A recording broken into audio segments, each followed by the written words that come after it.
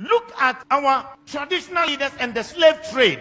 We blame the whites for the slave trade we went through. We blame the whites that they offended us. They took us as slaves. But let's wait for a minute. Who sold the black man to the whites? Who sold the black man to the whites? Our own traditional leaders. The enemy is not outside. The enemy is within. If we are asking the Europeans to pacify us and also to apologize to us, our traditional leaders must be the first to apologize on behalf of their ancestors for the evil they have done against their fellow blacks. Look at our attitude towards the environment and the destruction of our water bodies. All our river bodies have turned into dark brown. And you know what they said? In the next 20 years, if we don't stop this illegal mining, Ghana, we will import water to drink. Yet we don't care. And Chinese, they will come from their country into our forest, destroy our forest, destroy our land, and illegally mine and damage our waters. How can they come if the traditional leaders didn't give them permission to do that? And in one instance, while they were dead, our military went there to protect them. Our own military that is supposed to protect us rather protected the foreigners to destroy our water and destroy our forest. The enemy is not outside, the enemy is within. If you look at our own systems and structures in our country, we don't have a better system to improve the lives of people. Pastor, I was surprised when I read in China, they had a 10-year vision, and they said from 2011, their vision was that in 10 years from 2011, and 10 years from 2011 will be what year?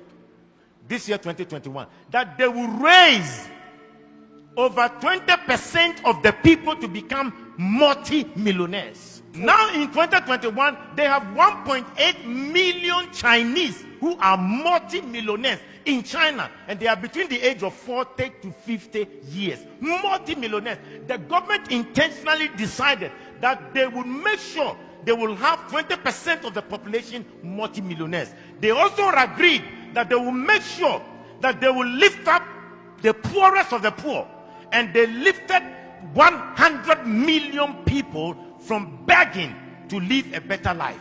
But in this country, in our country, we fight our own businessmen. Our government will fight our business people. When they know that your business is thriving, and they know that perhaps you are not sympathetic towards the running party or the ruling party, they will fight you, collapse your company, and make you poor. When in China, they want to make the people rich. In Africa, we want to make our own people poor. The enemy is not outside. The enemy is within. Look at our African leaders. How much they stole, the money they stole away. We are told in Gambia, Jamal Yaha, he stole 11 million US dollars from his own country, Gambia. Sani Abacha stole between 1 billion to 5 billion dollars out of Nigeria. Hosni Mubarak stole 17 million US dollars in 8 years. The enemy is not outside. The enemy to our own progress is within. Look at our presidents, the presidents who were fighting for our independence, what we did to them. In Togo, the man who fought for the independence of Togo, called Sylvanus Olympio.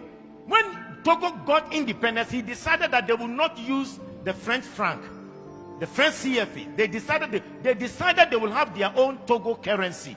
And you know what? They used Iyadema to kill him and to get rid of him. When Olympians wanted to make Togo great, the enemy within, the Judas within, killed him.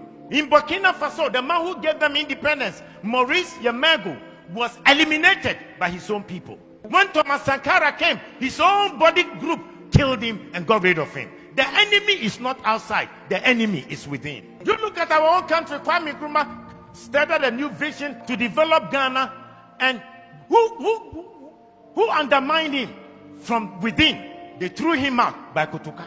Today we celebrate Kwame Nkrumah, but the own Judas will damage him. I pray that the man who organized that coup to betray Kwame Nkrumah, and for us to name our airport after him, Kotoka International Airport, I think we should start a national conversation to change the name of the Kotoka International Airport, because as long as that name is, we have endorsed coup, we have endorsed enemies that will fight the progress of our nation. We must change the name of Kotoka International Airport to Kwame Nkrumah International Airport.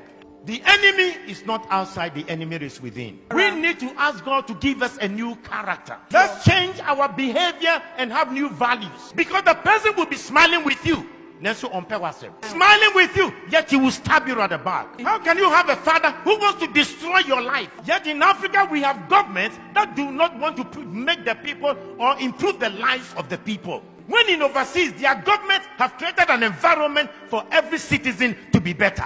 Why is it that our governments can't think about the welfare of the citizens? And we kill the businesses of our own people?